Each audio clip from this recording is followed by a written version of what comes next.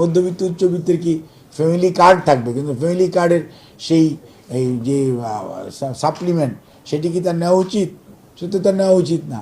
NID কী করবো, এবং আমরা আমাদের নিজস্ব মেথোডোলজি এবং লুফলস যাতে 0% থাকে, কোনো দুর্নীতি, কোনো ধরনের সীমাবদ্ধতা, এগুলো যাতে আমাদের টার্গেট ইনশাআল্লাহ 0% থাকবে।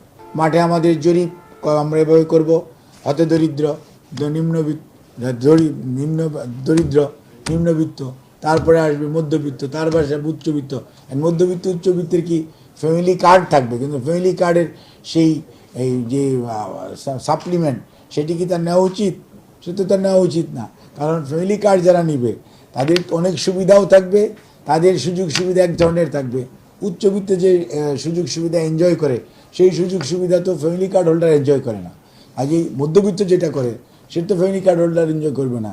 একজন দুস্থ মা যেটা পায়, একজন স্বাভাবিক মা কি তার চেয়ে ভালো থাকে না?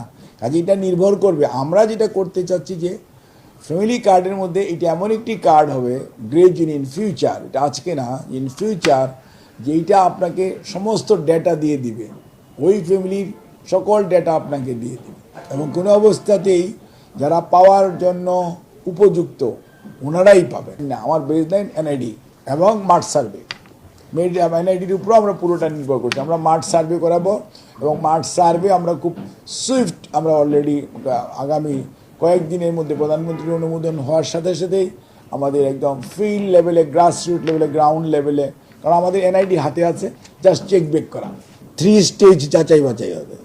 আমরা আমাদের আর্থিক সীমাবদ্ধতার কথা মাথায় রেখেই বর্তমান অর্থ বৎসরে যেভাবেই হোক এখান যে টাকা প্রয়োজন, তারপর আগামী অর্থ বৎসর এটার জন্য বাজেটারি অ্যালোকেশন এবং ডুপ্লিকেশন অফ ফাইন্যান্সিং এবং পিলফারেজ অফ ফাইন্যান্সিং, এগুলো প্রিভেন্ট করে ইনশাল্লাহ এটার বৃহৎ অংশই জোগাড় হয়ে যাবে।